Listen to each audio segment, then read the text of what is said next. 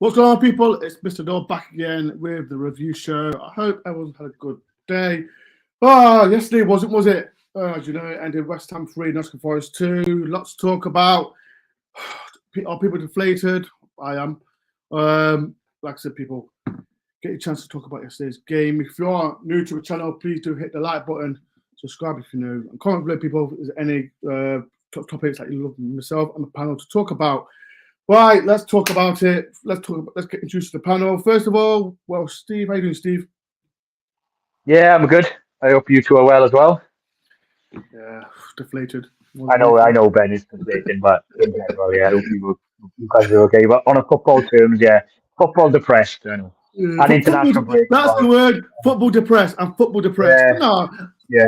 We're not depressed. Next up, well, the man himself, Glenn. How you doing, Glenn?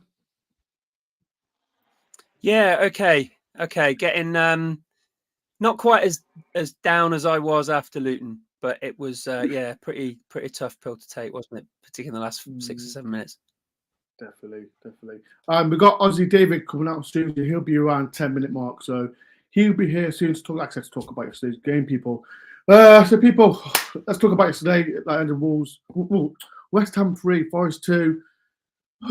It felt like, I said to the panel before it came on, it felt like Brentford away last season. Controlled the game, was winning 2-1. They scored straight after, was it 40 seconds? They scored, but that's how it felt. But before I get to let me just go to the comments as well. How you doing, Paul? Hope you're right, okay?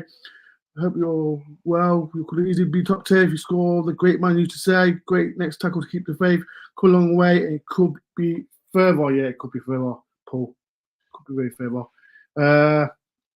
Scott, you don't know how you doing, Scott. David, hi Ben, hi Steve, hi Glenn. Have a good one, lads. Hope this guy's a legend. Always watches my channel all the time. Nottingham TV, come on, you Reds. And Kieran, how's it going, Glenn? Steve, sorry, I didn't know. Don't know this guy Dore. Hope you're getting good for yourself, Kieran. Getting good for yourself. And Eve as well. How you doing, Eve? Good evening, Mr. Dore, Stephen. I hope you're well. I'm Fisher Joy of High Toffalo. We'll be doing calling show during the weekend. Yes, I will. We'll be doing Eve. I'm definitely going to do one. So yeah, watch out for that, Eve. So I hope you're well. Right, let's talk about it. Let me start with you, Glenn. Glenn was at the games today as well. Glenn, how's your feelings about it? Yeah, obviously we'll no doubt unpack the first goal and the significance of the timing of it and Dominguez and others perhaps influence on making it a little bit more of a difficult start for us. But you know, I remember speaking to you at half time, and I felt like, and everybody around us felt like, the timing of the way we got back into it, Sangare's build up, the pass through to Morgan's shot, T's goal, and we were the other end of it. So it seemed a bit strange, didn't it? For a while, we weren't sure whether it had gone in, because the way Taiwo doesn't celebrate, just stood there. It didn't really. I didn't celebrate, Glenn. I didn't celebrate. I just whether it had actually gone in yet or not, which was really weird because of how far we are away. Half time, I thought, like, this is such an easy, you know, a level game. Either team can really make a big difference in it in the second half, and that in the end, that was it, wasn't it? It was such a close game, percentage of possession wise, everything in it. And I'll no doubt go into detail about my thoughts about West Ham and how we work against them and later on. But the fact that they really had that little bit difference in James Ward-Prowse, the difference in his set piece delivery, I think, was the significant difference. Sorry, not significant actually, just the little bit of difference between the performance on the pitch over the two halves. But yeah, the most disappointing thing for me, right, ignoring the fact that James Ward-Prowse is overlooked for England and no doubt should be involved in terms of delivery of balls and set pieces. The fact that as a PE teacher myself, you put time into getting teams prepared, and think back to a couple of teams I've had recently that you work really hard on knowing, and we've got a website that plans all the results through all of the teams in our leagues, in our competition. So you get to know who's playing well and who's scoring, and lots of our kids play against all the other kids in the area, so they know which school is good and isn't. So we do a little bit of prep like that. They've spent the whole week preparing for this, and you could see how frustrated Cooper was as a result of the performance, just how much they'd given to get the team ready, particularly for the significant influences that they have at set piece. And the gifts that we give, we've got. I wouldn't mind if we'd have lost the game narrowly to a set piece header from a 6'9" person. Right, the game turned, and Jared Bowen is 5'8". He's smaller than me, and he was out jumped by players for a corner that was no doubt set right onto the top of his head. We were not ready for it. You put someone on the post, you play the way you're facing. You do all these basic fundamental things that we teach our boys to do, our kids to do. And how they managed to get a 5'8" scoring a header. It's taller than me. He's taller than me, Glenn. Such a fundamental, basic thing. Just marking your man, putting someone on a post, and there you go. But that was for me. That was the difference for me. It was just that one goal that Jared Bowen was gifted. And other than that, it was very much we were in it all the way through. It got a little bit tasted, didn't it, after the second half? For that 15 minutes or so, it looked like it was a really tense game. The referee wasn't really helping us out a lot, and they were falling all over the place and giving free kicks away. But no, it was a great game to go to. I thought we were in it right for the very end. There were a couple of people who were saying at the end of the game, that they were really worried that we might concede, and we did. But I kept the faith all the way through, and I thought we might actually come out with a little bit more than a bloody nose and a 3-2 against us. But on the whole, I thought we played well. I thought Alanga's goal was fantastically taken. No doubt we'll talk about the celebration and stuff later on. But it was. Don't talk about the celebration. It was a great game to go to. I think it's got his new boot deal might have a lot to do with that door, actually. Why? As a game, I was looking forward to it. And if it wasn't for that, just these marginal moments, we talk about this, don't we? Just those key little marginal moments, those things that change games. The Ward-Prowse goal and the timing of it was a bit of a kick in the teeth for us, I think. What did you think? I don't know. Let me before we do. The man that has arrived all the way from Australia, David. How are you doing, Hello. David? Morning. Thanks for having me on, guys. I was just seen speeding across the Sydney Harbour Bridge in my Nottingham Forest jacket. I just dropped my old man at the hospital, so shout out to my dad when he listens to this later. He loves it when Forest fans get to go, "Who are you? Who are you?" when we score. So he was a bit depressed, but, he still talks about the David Johnson goal that he and I scored a couple of 20 years ago or so. So anyway, God. James Ward-Prowse, I was saying that we should have signed him. He was my one that I wanted us to sign. And just the difference, it was just like a couple of millimeters on those crosses and headers, wasn't it? And so, I've just been through the pain also of rewatching the DoreOnTour match day blog. So I've got credit to you, Dore. You do put yourself out there for just absolute pain and heartache, because I know what's going to happen. I know you're going to be bummed watching the game, and then you watch it, you're like, oh, I'm now just reliving the pain. You know what? It's funny, right? Glenn, when you left the ground, was it annoying? Because when we was going back to the tube, all I heard was West Ham fans saying, "Iron, Iron." And that's how I keep mentioning it. It felt like when I was going back last season against Brentford away, that's how it felt with, like Glenn's mentioned, the little details of how we lose that game by little margins. And I'm 5'8", and when someone like, is he 5'7" or whatever he is, scores, that's the most frustrating bit. But 175 centimeters he is. Oh, that's nothing. How tall are you, Steve? I'm just shy of 5'9". Oh, so he's about a little bit shorter than me. Same height. How can he get an unmarked header? Free header. I would have had him marked. Steve, from your, how did you feel about? Did you echo what Glenn says? Yeah, I feel the game was in three parts. First 5 minutes is here we go again, gift a goal, schoolboy stuff. Like Dominguez, great player, great young player, but you learn from it. I just hope Cooper isn't too harsh on him because I've read reports that Cooper's very annoyed with him. But again, you could take out a pinch of salt. Every player is not immune to criticism or being, slated for a mistake. But he held his arm up. But the boys got around him. Some of the players, knew he put his hand up. He knew he made a mistake. But that was the first thing. And then there was a section of the game. Then we were in the game, got back into it. I thought West Ham were a bit like Villa, very slow, methodical, not much tempo. I felt I might butcher his name. Some people say Paqueta, some people Placenta. Is it Paqueta, the Brazilian lad? Yeah.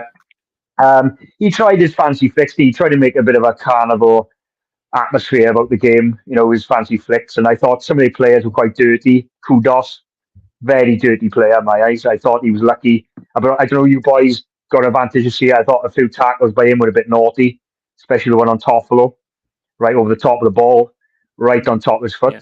He's lucky there. But I thought, I just felt we could have gone to another gear. I thought, in that section of the game when 2-1 up, and like Glenn just alluded to, it's just schoolboy stuff. Again, we're in the Premier League now. They would punish you. In the Championship, you can get away with it. But Ward-Prowse, with deliveries, and like we said before we went on air, and it was like we were just, go on, have another go, go on. I know you can't help it with sometimes the corners, but it just felt like we were just encouraging him to, go on, you're going to hit. When Bowen scored that, and like we all just said, out jumped. I was Bally on at that time, or had Bally not come on yet? No, but Bally wasn't on yet. No. Bally wasn't on yet. So, well, if you notice, you boys perhaps didn't pick it up. Alanga, right, just before the corner came in, Alanga was like this to the boys saying, concentrate, time to concentrate. Now, Alanga, no disrespect, is a young lad. Now, he was acting like one of our leaders, so what worries me, I don't know if you guys agree, at that part, are we lacking maybe a leader? Was it someone, it goes back to that Warhol conundrum, doesn't it? Like, are we lacking, we've got some good players, Kate, Murillo's on. Are we lacking that true Premiership leader in the back? Because it took Alanga he was like this, saying to all the players to concentrate. Come on, we'll switch on. We should be switched on from a corner. We know Deadly Ward-Prowse is on the second goal. Sukek is on. What's his name? Shutet. How do you pronounce his name? Sukek. Yeah. Sukek. Yeah. He's a lot taller man than Bowen. So to be fair, even though a suspect could have been a foul on Mangala, maybe, I don't know. But yeah, Ben, it's just frustrating. It's like the first goal, the second goal is just like, I'd rather be beaten by a worldie or a team who just rip us apart and all you end up to say, wow, what a goal. Except, first goal, shocking. Second goal, shocking. And the third goal was just coming, wasn't it? You just seen it coming from that continuous bombardment from Ward-Prowse. It just kept on coming. And some people have highlighted online, I think we should put Toffolo on dead balls. Because Cooper definitely. That is definitely what we'll talk about throughout the show. Yeah, because Cooper has openly said he's the best cross of the ball in the club. So why is he on dead balls? He should be whipping them in. So yeah, that's my opinion, but it's disappointing. That's definitely what we're going to talk about because, like I said, it's the difference between what Ward-Prowse did and Marcus White did. It was different. But that's something we could talk about throughout the show. David, again, from your eyes, how are you feeling? I think it just comes back to the psychological fragility of the team. And so back to Steve's point of, you've got Anthony Alanga, who's a 21-year-old ex-Manchester United guy, kind of telling the guys, eyes on the ball, eye on the prize, let's stay focused here. And we can't seem to stay focused. And you just know it's just same old classic Forest. Like, it was like you saw the celebration from Anthony Alanga. It's like we'd won the freaking Premier League. Like, and whilst, it was a great moment. And I guess they were thinking, we were 1-0 down after 5 minutes and now we're back to 2-1 ahead. Boy, God, job's not done. Like, we know that you've got to play for for such long amount of time. So I think you're right, Steve. I think we are missing that leader, and maybe we need Morgan Gibbs-White to grow into that. I think the player I would call out that would have been the most useful to be on the field at 2-1 that we have in the squad is Felipe. I think if he was just that calmer, more mature head that's been through all of those scenarios before, is the guy that I think we would want or kind of need in that scenario, because I just think we're lacking a bit of just emotional IQ or, you know, football maturity in terms of just understanding those situations. But my other feeling is that it's high highs and low lows with Forest at the moment. We beat Aston Villa, we draw with Luton, we go to West Ham. West Ham are a better version of us. I don't think it's as bad as we maybe think. And I'm looking at the next 3 fixtures. We're going to win all of them, Dore. So I think we'll be fine. Hope so. The thing, as I said, we were talking about captains, and I see like, we mentioned like something like Felipe, like, where's a comment? Paul said, you mean like a Steve Cook, Steve? Is that Steve? Yeah. Yeah, I think, maturity was a good word Dave just said. I think, you know, these players individually are good, but I can see Dave made a good point about Felipe. I think it's just that, you know, we just scored. We go back into our shape, and then it should be right, boys. Switch on straight away. Like they always say, you're most vulnerable after you scored, because you just know West Ham were going to get that ball, pump it forward, and try and get a corner or a free kick or a dead ball. Because I felt that's the only way we were going to score yesterday. They did. Bowen did try, but I think Niakate dealt with it quite well, because Bowen's not a number 9. They made point of that on the commentary on TV. Is that I think he struggled a bit up top on his own. But that's the only way. You boys might agree or disagree. I felt that was the only way West Ham was going to break us down yesterday, from the bombardment of just them Ward-Prowse whipping that ball in, because there was a few times he almost scored directly from one. You know, I think it may have hit the post and came out. It's just, you know, we should have had like a Felipe there just to say, boys, just calm down now, because Dave is right. That celebration, even though it was really high emotion, it felt like we had won the game. It was like the 90th minute, and we still had another. It was like it was the 90th minute. Or yeah. I'll tell you what, doesn't Alanga have a body on him? God, it's like it's like, sorry, Taiwo, but I think Alanga might have you for. I think he's been watching my DVDs, to be honest with you. But, right. Yeah. People in the comments, has anyone got Anthony Alanga body? If you have, you're lying. I think, Steve, on the leader on the pitch, no, you're absolutely right. There's no one in Oddie, isn't yet vocal enough to manage that group in front sufficiently to step up as a leader. I think Mangala was the only one that I saw, albeit in the second half when they were playing towards us, looking like he was giving any help or encouragement at all to anyone around him. There was no one in that set. You could argue a midfielder is a good position to be as a leader, but I think you're absolutely right. It needs to be someone in the back 4.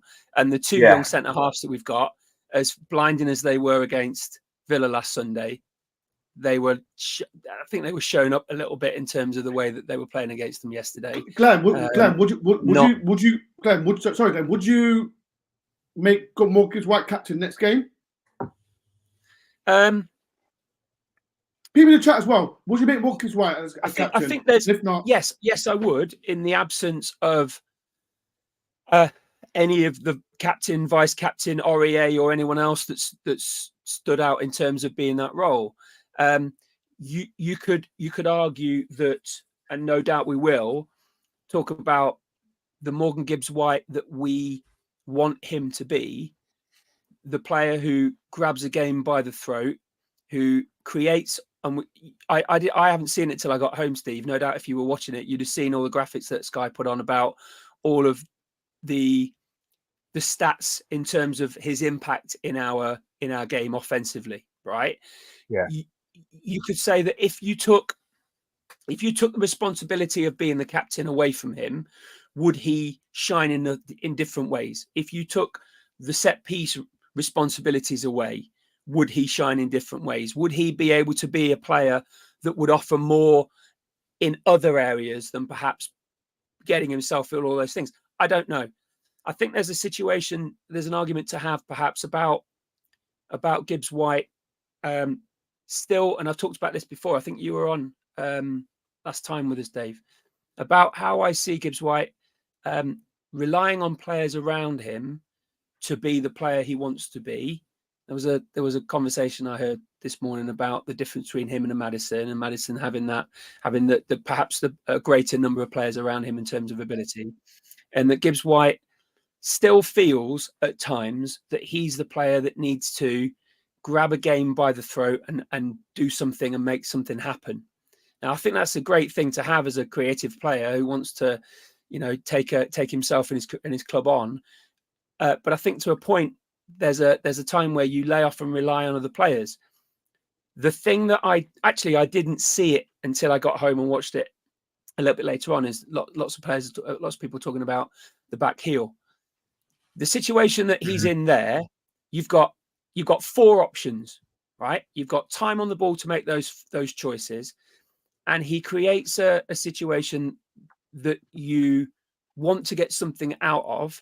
If you've got the stats that you've got, if you've got the player who, and no doubt you remind me, Steve, the impact he has in terms of shots in the opposition half, shots in the opposition penalty area, impact on the game in terms of running distance and all that kind of stuff, right? You want to be in a position, don't you, to impact the game elsewhere. And you're going to have, if you're the player that's touching the ball the most, you could argue the one that might make the most errors and make the poor decisions perhaps from time to time. There are the more I go away, more so than at home, there are a vocal minority that are making more and more noise about their frustration of what Morgan Gibbs White does in those key moments. When an option to pass off and move and get the ball back and play those triangles, that they're starting to play a lot more in possession, right, Dave? They're starting to keep that ball a lot better. That would have been a better option at that point, but he made that option to do the back heel. He plays on the inside of his Tottenham and plays those balls beautifully. I saw that. Remember the goal that Brennan scored against Leicester last year, the way he clipped that ball. That's him being the player he is. You could argue, and some are saying, and no doubt in the comments, this is the thing that's preventing him from being the player that's going to step into the potential England first team and get that call up, that consistency, those decision-making issues that he might or might have. Now, to answer your question, Dor, I don't know whether removing him from having the armband would free him up to be a little bit more of a decision maker, or ultimately that's the thing that the management group sees as being, that's a role that he's going to need to take on, and perhaps having the armband puts his mind at team rather than Morgan. Maybe, I don't know. But you can be a leader without having the armband. Yeah. So, I said the comment. I think it's good for Morgan Gibbs White development to be considered to be the face of Nottingham Forest as the captain. I feel quite a good connection to him. But, who are the leaders on the, in your workplace or in your life? There are different times where you may not be the boss of a situation, but you can take the leadership role in terms of this is where we are going right now. And I think we are just missing that. I think to your point around what do you take away from Morgan Gibbs White, I actually think the set pieces would be something of a relief for him because he is struggling with them. And then there is something on, by being the captain, though, there's another point of view is you do want Morgan Gibbs White to take risks as an attacking player. And so we want him trying flicks and these sort of things. So, don't be boring, if he's that far up the pitch, I'm okay with him kind of giving the ball away if it's a 5% chance of creating a situation of a one-on-one for someone else or a pass. But is that person to be the captain, because then that your team can get frustrated with him? It's difficult. I'd stick with Morgan Gibbs White as the captain. I would definitely have had Toffolo on the set pieces, and I don't understand why they can't train and be better at them.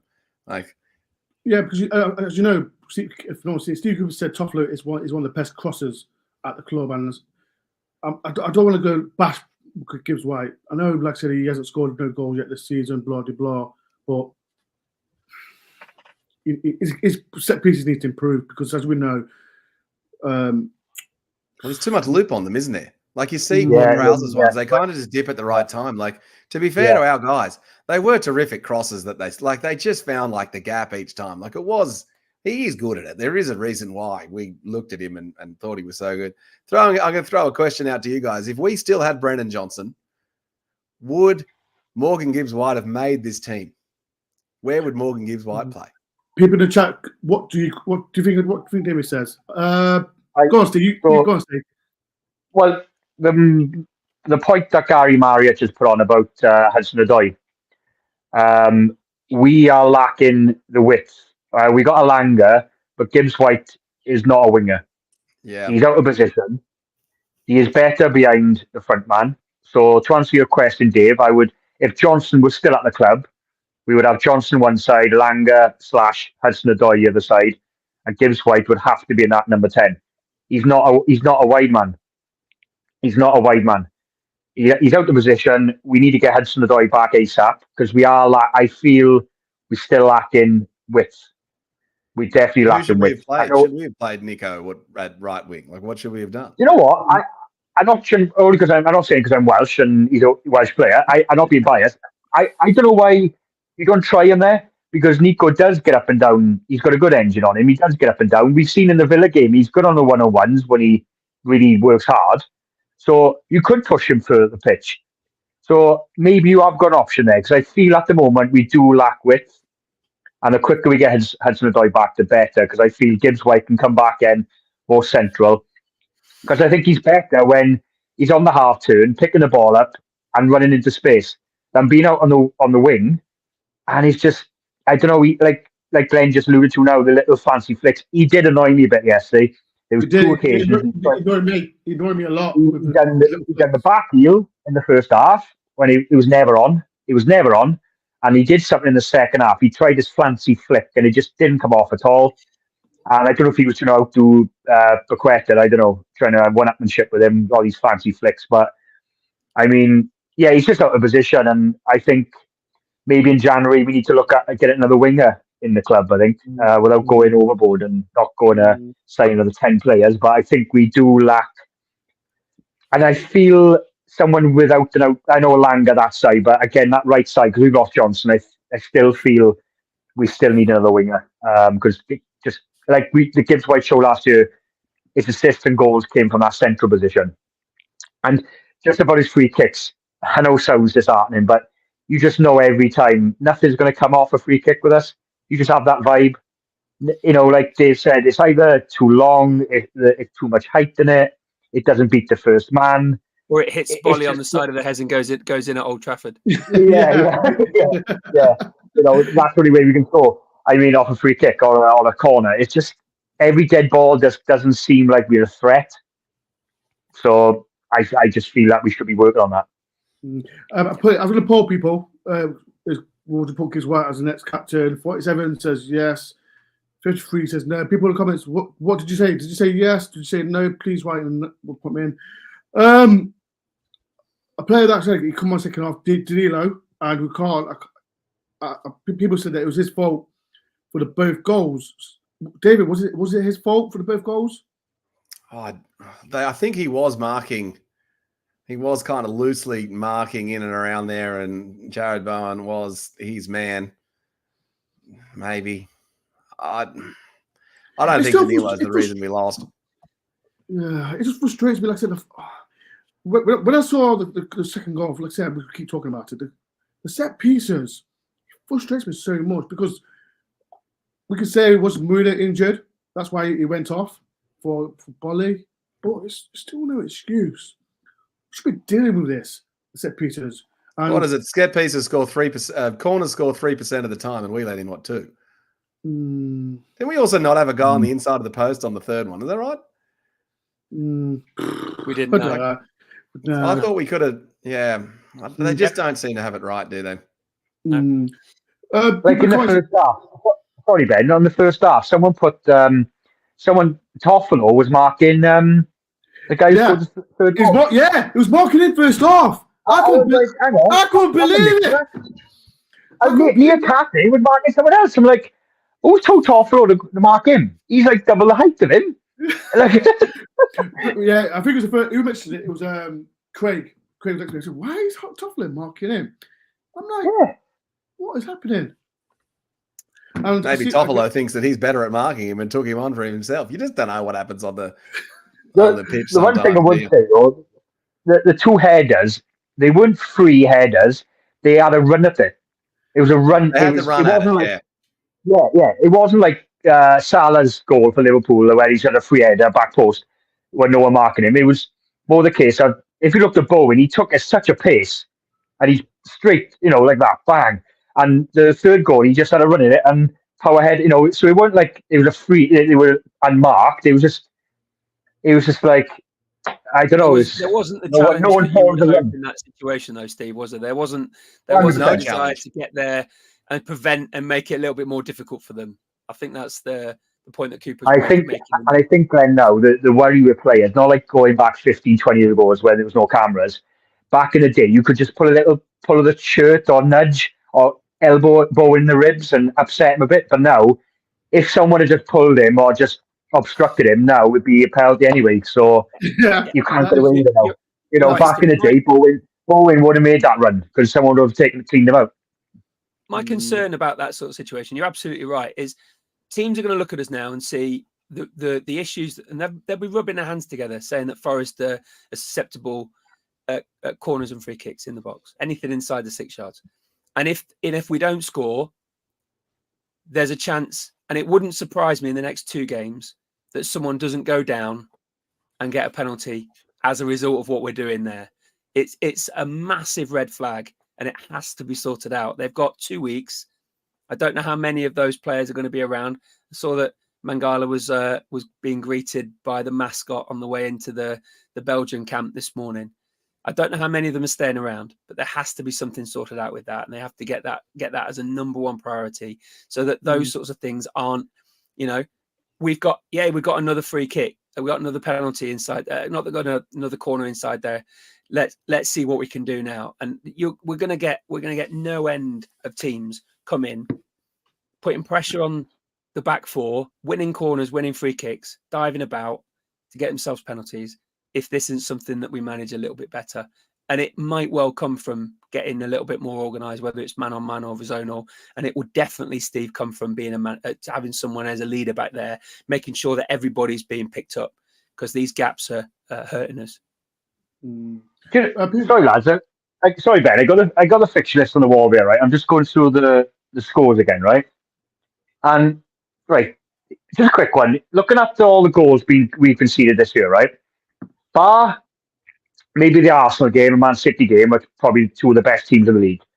Going through every one of them goals, there's mistakes in nearly every goal. Even from a dead ball, a corner, us being lax. We like the Brentford game, free kick. The Luton, 2 pumps in the box, didn't clear. Wall got muscled. Liverpool away, first 2 goals sloppy, third goal schoolboy. Yesterday, I mean, look at just think of all them goals. It's just like, it's just schoolboy stuff. If you think about it, we haven't really been. We just gifting teams, and that's what I was saying yesterday to the TV. We're just gifting West Ham. About the times in the second half, just giving the ball back to them after we scored. It's just we know worst enemy. Like, it's just frustrating. Let me ask a question, right? And we can talk about we played low block football. I hate that word, but I don't know why I said it. I hate it. Oh, I can't believe you said that term on your own.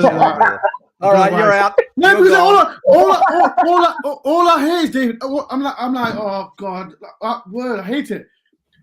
I'm asking you, David, and I'll stand in a minute. David, if we had a leader, like we can mention a Bolly or a Felipe, or and throw Joe Warren in there. If we had a leader in that team alongside Munia and Niakate, do you think we could play better defensively?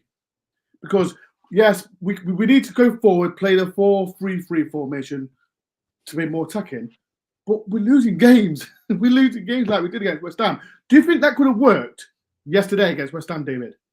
Well, if you go back to your thoughts on Joe Worrell's best games and Niakate's best games, I think they were all when they were playing alongside Felipe.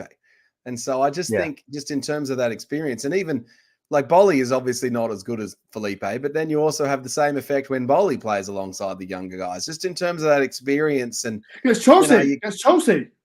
It has to be Bolly. Yeah, for you me. just kind of just know these guys have been through this before. Like, you don't think Willy Bolly's dealt with situations where he's 2-1 up with 25 minutes to go and then kind of managing the game and making sure the guys are putting the boot through it at the right moment when they need to and staying switched on and you know, noticing that Danilo's maybe not marking Jared Bowen tightly enough.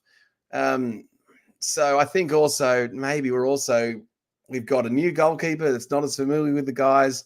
We've got a team whose language, they're all still, some of them are learning English and some of them can't speak to each other as well. I think that's probably a contributing factor. I think there's multiple factors here, which is why we're kind of seeing these moments, really. I mean, I'll tell you, Steve mentioned about like my new 3-2 as well, took points away. And defensive-wise, we need to improve. Because these next games that we've got, like I said, we've got Brighton. We've got a good record against Brighton at home. And then we can beat Brighton. We can beat Brighton. But I just don't want to say we can't beat them because we keep saying, like I said, I was really confident before the game that we can get a result. And when we was 1-1, I thought, it's our game to lose. West Ham are a good team, Dor. No. That's why I want to talk Glenn about Ward-Prowse. And we said it before the show. Ward-Prowse is he's just, I don't know if no some of vlog. And I got actually murdered for it. I said Ward-Prowse has not done nothing. If you watch my vlog, I went Ward-Prowse has not done nothing. And what does he do afterwards? 2 set pieces, 2 good goals, and he's still going to be the West Ham. I can't believe Moyes had the DoreOnTour podcast up on the screens actually in the West Ham stadium, and then that's what inspired him. So actually, I said to Craig hates me because Ward-Prowse he's not done nothing, and Craig Ben, shut up. He's shut up, and then what does he do? I'm not sure, Glenn. Like Ward-Prowse, like his set piece is just. I know we're talking about West Ham, but he's class, isn't it? And people in the chat, I don't understand why he can't get an England team. I don't get it. Why he can't get an England team, but he's class, isn't he, Glenn? He's so class. He is, and they are the better team for having him. They are a team that will be able to nurture him, and they'll put players. I think Jared Bowen is a perfect partner for him. I think actually, can I just have a second? I don't think Morgan Gibbs-White has a partner on the team yet in the same ilk as he had against. He doesn't look mates with anyone. No, he doesn't look like friends with him. Right, Jared Bowen makes him a better player, and James Ward-Prowse makes Jared Bowen a better player. The impact that they have going forward, the significance that they've got of knowing that all they have to do is get anything around that 25-meter, 25-yard, 30-yard area, and they're going to make a massive impact. You're right, Dor. I didn't see a lot of him yesterday. The impact that he has is significant. That is insignificant, but added together, they are a better team as a result of it. West Ham are, and beginning of the season, right? No doubt we'd have thought, okay, for us to compete this season, we need to play and compete with what sorts of teams? It's the Palaces, right? It's the West Hams, it's the Bournemouths, it's the Brightons, it's the Evertons, it's the Wolves, it's that group, right? That's what we were saying, wasn't it? Yeah. I thought yesterday, I talked to you at half time. Ward-Prowse makes Fulham West Ham a better team than we played, I think, last year, plus or minus Declan Rice. I don't think they're interchangeable. They offer very different things. Declan Rice isn't the player that Ward-Prowse is. One more free kick, and I'm so glad he didn't score it yesterday. He breaks Beckham's record, doesn't he? Yeah. Right. Yeah. How many caps did David Beckham get? Different player, right? Offered different things. Played for a top 6. That's the deal. That's the difference. Ward-Prowse. I'm sure it will eventually be the situation that more Jared Bowens perhaps in the England team, the more Ward-Prowse will feature and the more they work together. But I talked to you at half-time, Dor. West Ham, if we are going to be the team that continues to play as a Premier League team, as a team that is wanting to be in that middle ground in year 2 of our probably 5-year plan, right? We need to be competing with a West Ham. And with the exception of Ward-Prowse, Had it not been for him and his ability to swing those crosses in, I think we'd have got something more than a point out of that game. And the frustrating thing is, we need to compete against those teams if we're going to be, or we're wanting to be, what the manager and particularly the owner wants us to be in the future. And the more we don't get something out of those games, I think the pressure is going to come on Cooper from himself, because you could see, I've not seen him being so passionate about the result, and particularly a week later than him saying, we put our arms around and we don't kill those players that make errors. We get around them and we support them. He was almost calling out individuals in that press conference yesterday about the issues that they didn't allow. For me, for us as a club to compete and be in that 11 to 15 group that we want us to be, we need to be competing against Brighton next week, on a week on Saturday. We need to be competing against Everton at home 2 weeks on Saturday.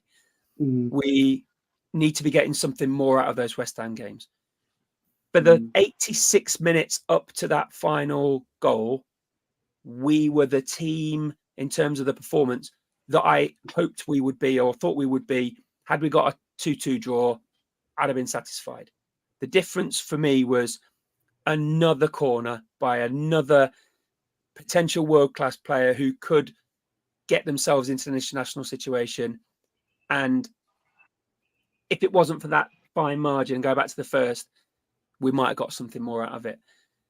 Progress. When was the last time we were 15th in the Premier League? Second year in. The 90s, 97? Progress. Yeah, the second against season back in the Frank Clark time. We were competing against the West Hams, the middle groups. This different situation, but we competed against them. We're competing against them. For me, that's progress, and I always see optimism in it. We're getting something out of these games. We're not getting turned over 4-0. We're not getting turned over 5 or 6 by teams. This is a steady movement towards what I want. The roller coaster is going to go up and down. It's not that.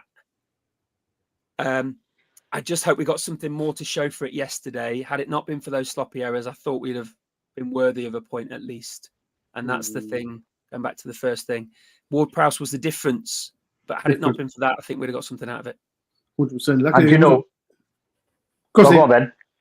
No. Go. Just a quick one, and Glenn is 100% right, and I think that's why Cooper is so animated. Because unlike last year, where he was still learning, and we were getting some hammerings. This year, he knows there's a good team in there, and what's frustrating him is these little mistakes, and he knows how close we are to the likes of the Brentfords, the West Hams, and that middle tier. And when he's watching these games, and we've all said, and I said in our group earlier, is that I've never seen Cooper that animated. And he was having to go at Sangari in the first half for a loose pass. You could see him clearly on the sideline. And unlike last year, Cooper was he looked deflated, and he looked very worried. But this year, he's more frustrated because he knows these players are better than what they're showing in these key moments in the game. And it must be frustrating the hell out of him, because we're getting closer, like Glenn said. We are getting there. It's just them fine margins. It's just got to cut them out. And it's just what's that thing they said? We celebrated the goal longer than it was them equalising. Yeah. It took longer for us to celebrate that goal than for them to equalise. On Cooper, though, Cooper is typically quite calculated with the comments that he makes with the media, and he's always quite considered, and you can see him thinking it through. Do we think, and I'm still trying to work out the answer to this, was yesterday's response and the more emotional calling out, as you say, Steve, of players, was that a calculated move because he didn't feel he got enough enthusiasm and energy of, people marking Bowen in the box? Did he do that on purpose, or was he genuinely emotional and that was actually his response, or he's putting it on? I'm not sure. Glenn, point there. It's unlike him to do anything like that, to call anyone out. Yeah. So is he doing it on purpose? Well, why not? I think he is the. You go back to any pre-match press conference where you're talking about availability, right? Everything's worked through. everything's Oh, yeah, every everything. single response, every single right. He's They BSing asked us this, all I the say time this. on- They asked that, yeah. I say that. They asked this, I say this. Yep. Right. It wouldn't I think- surprise me if he's just venting, but it absolutely wouldn't surprise me if there's a hidden agenda as well. I reckon it's a work.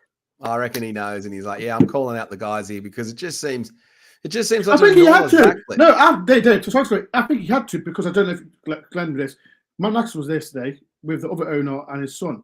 So if he didn't call out these players and play the safeguard of not saying anything, I think he would have got more.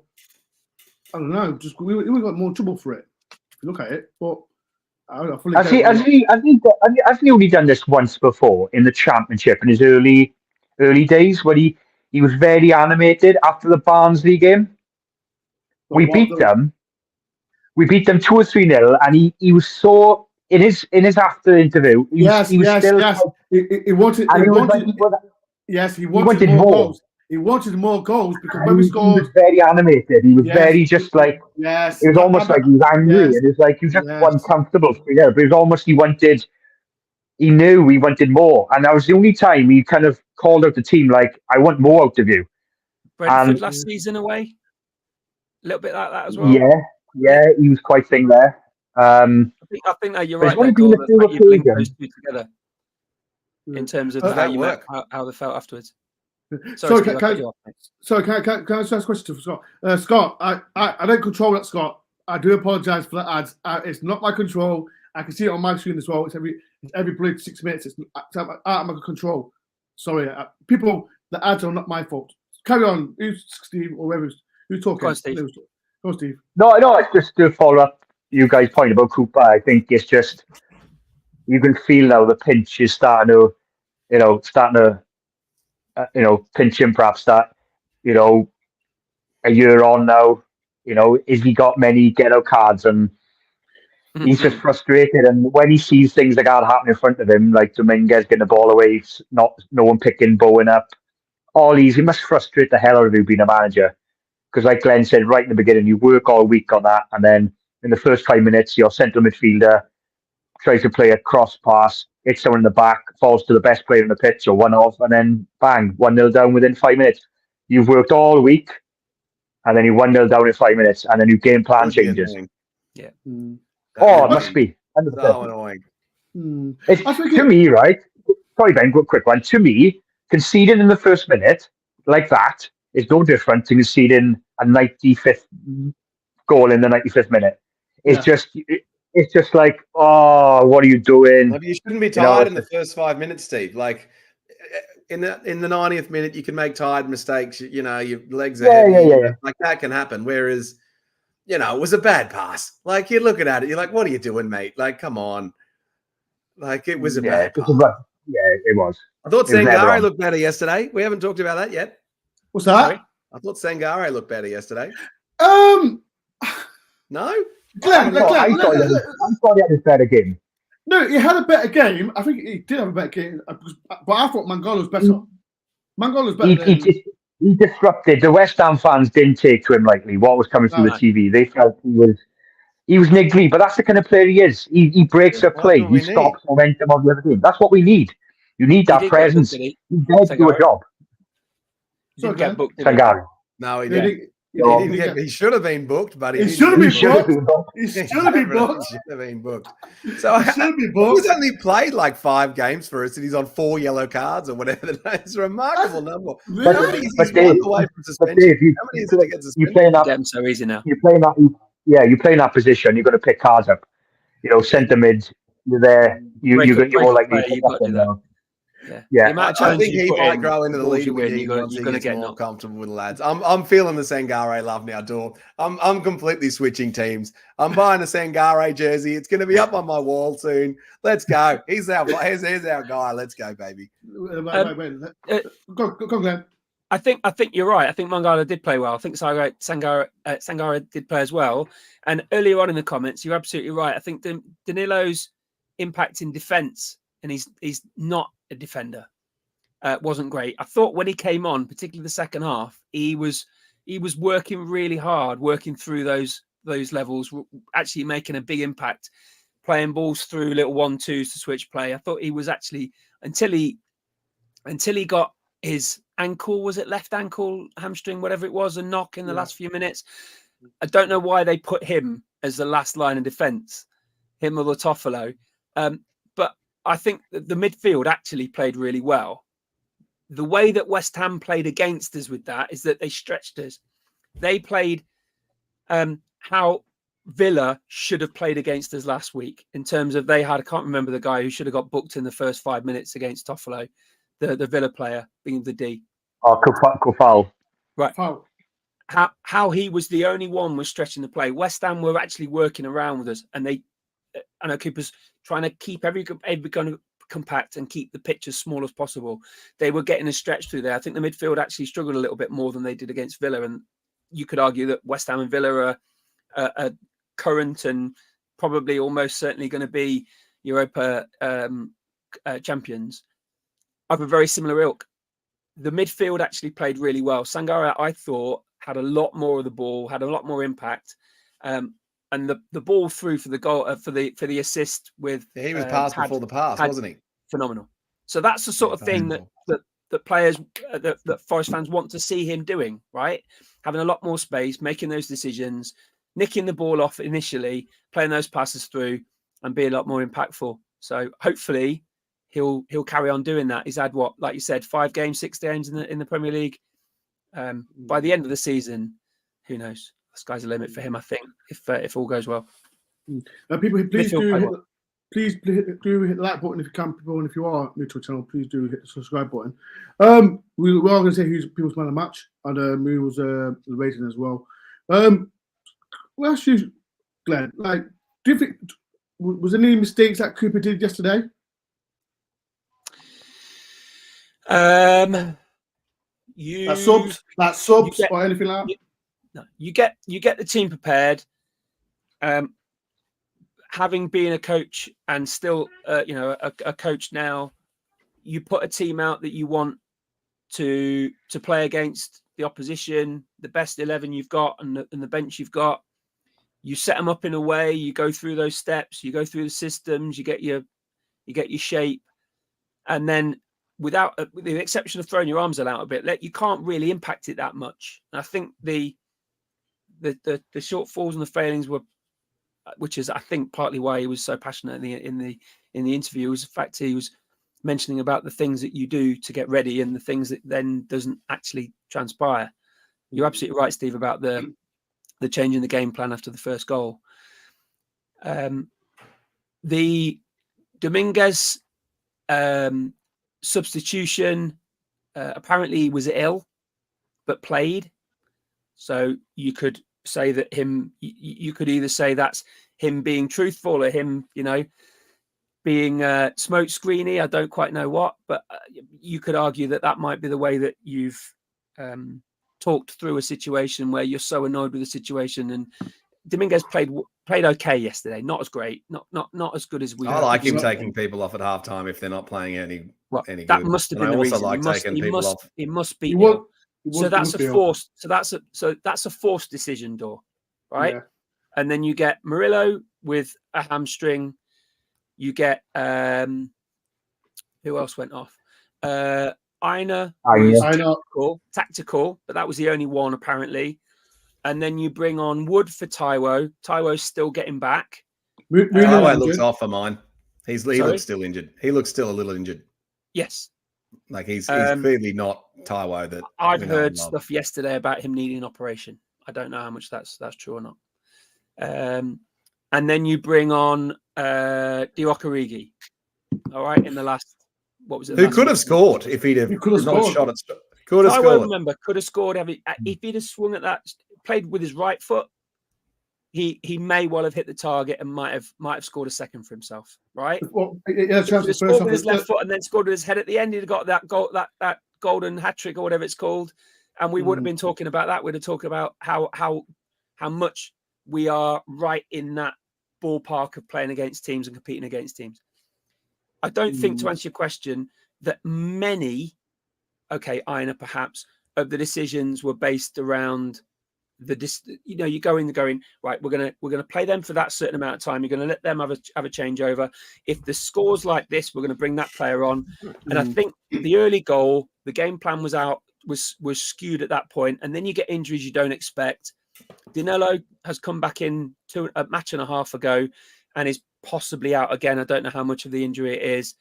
So you can't plan for these possibilities. But I don't think Cooper was palpable or responsible for any of the decisions that were made. I think they were the right players to bring on at the right time. Divock Origi, Wood, Bolly, bring those players on. Bring on Aurier, who played okay back there. I think he did a good job.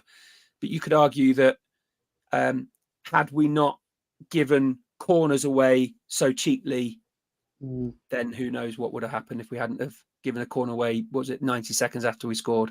Yeah. So I don't think Cooper was responsible for any of those decisions, unlike other games. I mean, I think the situation yesterday was turned around in a different way. The way that the West Ham, I thought they were going to I thought based on the Olympiacos fixture, I thought they were going to start getting leggy. I thought the last 20 minutes we might have had them because of how little recovery they've had.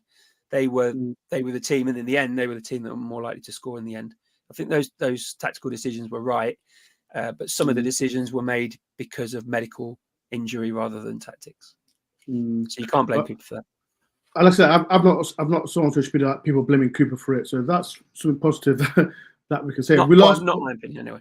Yeah. So I say I don't see. Me personally, I don't see Cooper did anything wrong. I saw one comment. The Irish dude, what his name again? I forgot his name now. Back. But yeah, right. People in the comments, who was your man of the match yesterday?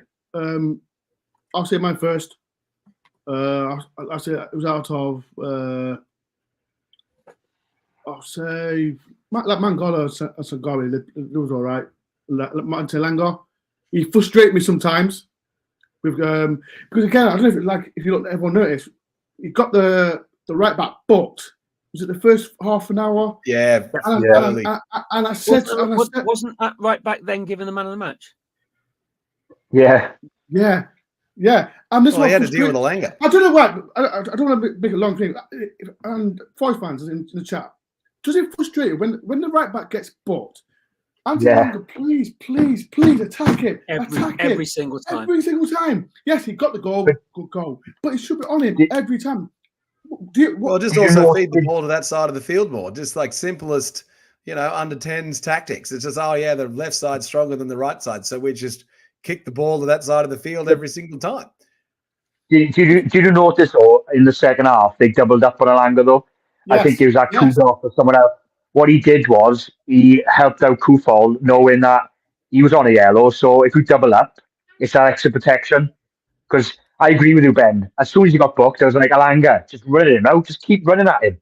Run at him. Because that yellow card was stinking. He just completely cleaned out Alanga. And if he had him again on toast, then it was just like, I don't know, we just don't exploit that weakness.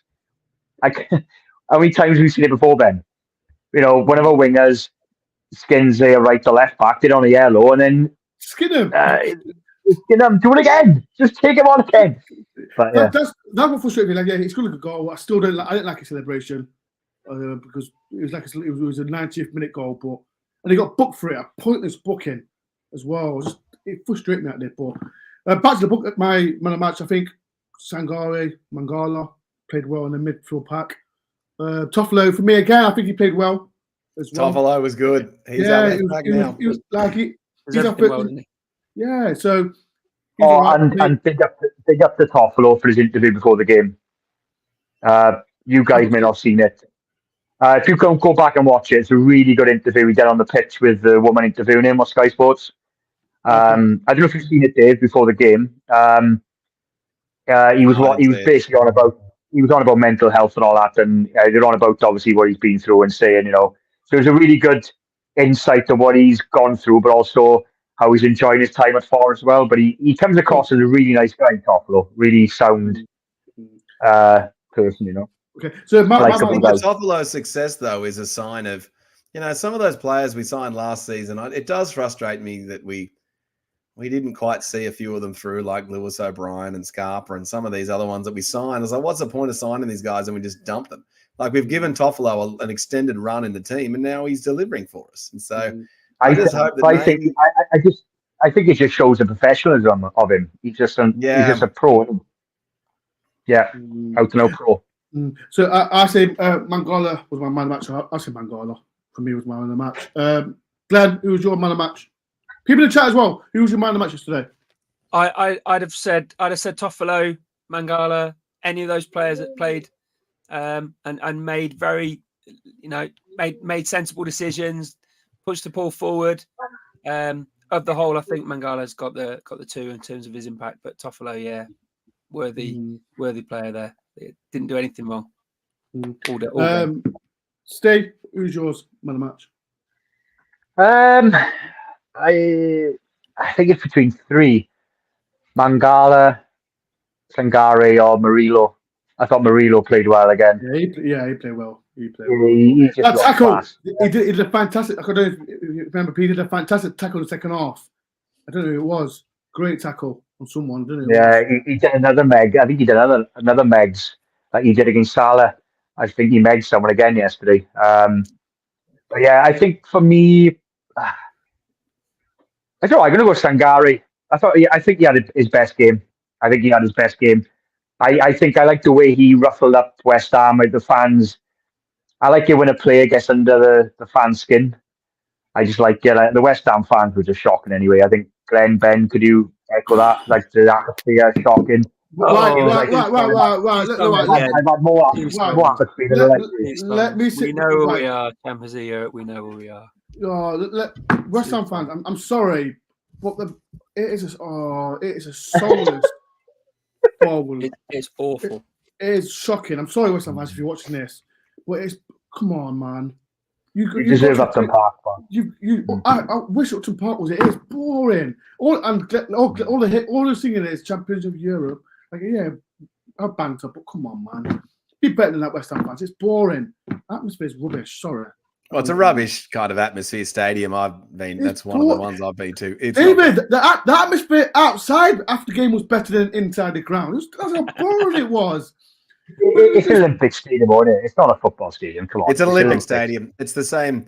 Same problem. All the Olympic stadiums turn into that. Come on, man. Right? They still could sing a song or two. Blowing bubbles. Shut up. Whatever it is, like all that nonsense. My man of the match for your door was definitely Anthony Alanga, and I think you guys just didn't vote for him because none of you have the body that he has. Whereas I have the body of Anthony Alanga. What are you talking about? Yeah, you're right. I will say my comments of the day. A shout out to Gordon Mikulev. He's been commenting a lot. I'm gonna give him a shout out. He always tries to get me to comment on Collingwood when I come on your show, Door, but that's the only time I'm ever going to talk about Collingwood. This one. It's all so that's him. What a hero. What a hero. He likes you. To be fair, David, question for you. Anthony Alanga scores a second goal, right? Does what Lyle Taylor did against Bristol City, picks the ball up, pops it back on the centre spot, and we get set up. Is it a different last half hour? I think it contributed to the psychological fragility of the team.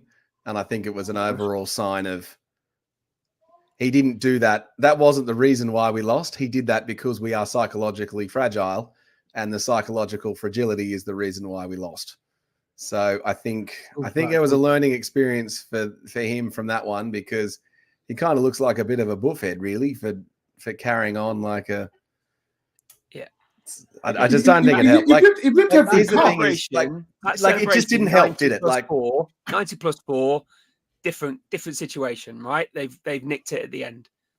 With half an hour to go, it's a little naive, isn't it? It's just a little naive. Like the celebrations, like sometimes they help. Like I think the one that I go to is just the Stuart Pearce Euro 96 penalty when he gets the penalty and he's so pumped up. And you can just see how much it means to him. And it gets the crowd pumped up and it got the England fans pumped up. And you're like, yeah, all right, come on. Like that one is like a good example of a pumped up celebration, I think, helping. I just don't see how that helped. Like, you know, he But even you know what, took his right? damn tracker off. Do you know what, right? I've seen people criticize Taiwo online for not celebrating. So you got But the that other is flip side Taiwo's of the coin. celebration. He's just a Yeah. subdued. Honestly, Like, Dave, there's people online saying, "Oh, Taiwo's harsh on it because he doesn't celebrate after the goal." I'm like, what? Really? Because he just does that, or he just stands there. Like everyone's got. Look, we don't know. Maybe Alanga hasn't had a good week. We don't know what goes on behind closed doors. Maybe mentally, going back to this mental health thing and all that. Maybe he's had a personal thing in his life. Maybe and maybe emotion. Maybe I agree with you, lads. It seemed OTT. It was very OTT the way he celebrated, and it was in 94th minute. I understand, but then we don't know. Some players just run off pure emotion, and they and you know we got like Jamie Vardy then who run over to the opposition crowd and do this, and he does that. So I mean, again, every player just maybe just Alanga's that kind of at Chelsea he didn't celebrate like that, did he? At Chelsea he was quite more mute. Maybe he doesn't like West Ham. Yeah, it was maybe a big moment. They were down one. They were down one. They came back to 2-1. They thought they were all right. Yeah, we're on here, and actually there was a third of the match left to go. But back to the Taiwo goal celebrations. I'm a big fan of the WWE wrestling, and I think Taiwo's got his trademark, move. Like it's he should be getting programmed into the FIFA matches when he scores. And, how long is it until when he scores? That's, you press your R2, R1, and then you get to do your Taiwo special celebration. Like, that is his move. And so I love the Taiwo move. Yeah. Yeah. Then you should have me and Dave doing a wrestling podcast one day. Just, me and Dave just talking about wrestling for our. Oh, yeah. I could talk about that for hours. In the 80s, boys. No, Dudley boys. Warrior, that lot. Dudley boys. Anything beyond there, I'm no. I'm all right. You two, people in chat, if you want these to do, what is it? What's it called now? WWE or whatever you want to call it these days. WWE. I don't know. People want us to chat. Do some wrestling? Bushwhackers. Whatever. Yeah. Bushwhackers were a bunch of New Zealanders. They were so good. I got. That's all I heard. That's all I know. That's all I know. Yeah. Right. It's been a good show, people. Hours. Yeah. Well, quite long that show, but. It's international duty now, people. But I will so be doing boring internationals. Who cares? I am doing a show. Kevin Campbell will be coming on. I don't know when, but how good's Kevin Campbell? Yeah, he'll be coming on. He is such a legend, that guy. No, don't give him a big head. Don't give Casey a big head. He always says, "No, thanks." No, I'm praise. But yeah, Kevin will be on the show Wednesday, either this Wednesday or Friday. One or two. You will message me. So talk about the start of season to now, so how Forest is and all that. So watch out for that. But yeah, at least we're. I don't know. It's not downhearted, people. Like I said, we're not going crazy. We lost. I was a bit gutted, but now we'll process it today. It's 15th. We'll win next week, Dor. Don't worry about it. Oh, you can. Look, we haven't got a game next week, David. Just thought I'd tell you that. Well, next week's. I'm a bit ahead of you guys because I'm a few days ahead because of the time. That's next week for me, right? That's true. That's true. But yeah, people, watch out for that. I will be doing a calling show as well. So if anyone wants to phone up, I think I will do that just to keep me occupied. And that. Who we got next? Brighton. We'll beat Brighton. We'll always beat them. Brighton 3-0. No, can I just say one thing about the Brighton game? Brighton, I seen a thing today. They haven't won in the last 6 games. Forest.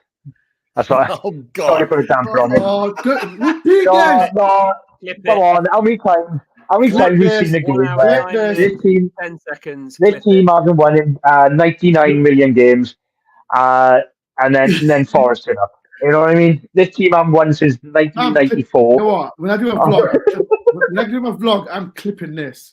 Steve, you put 1 hour, 9 minutes, 10 seconds. You put this in your bad space now, Steve. What have you done to yourself? I'm clipping this. Right, it's been a pleasure, Glenn, Steve, and David. David, enjoy your day. Right, all the rest of us go sleep. We're off to bed now. You guys go to bed. I'm starting my day at work. People, watch out for Katie. We'll have a chat with Kate. Des will be on as well. But yeah, thank you everyone. Like I said, we lost, but come on. So you want to get people to watch that show? Why are you advertising Des, Dor? No, I don't know. Why am I praising Des? You know what? Des is a bellend, because he didn't come and see me, Des, yesterday. A bit upset. But he was on a completely different part of the stadium, mate. He comes You come down and couldn't see me, him Glenn. waving at you. No, Right. I did. No, I did. Oh. No. I did see him. I just don't want to give him some. Yeah. Ben, I know this look-alike thing I'm doing, yeah? Oh, Right. Glenn could be a Danny Murphy. Danny Murphy. People in the chat.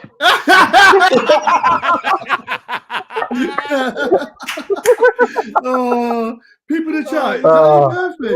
What's he done there? Danny Murphy. Danny Murphy was a great player. He was a great championship manager. Danny Murphy. Wait, he's back on now. Right, my Wi-Fi went there, boys. Sorry about that. Danny, you? Welcoming and Danny Murphy joining the show. Former Liverpool Crew Alexandria player. Maybe you can train. Maybe Glenn, you can give some advice to Morgan Gibbs White. Happily. Right, people, it's been a good show. Fuck you, everyone. Fuck you, Steve, David, Danny Murphy.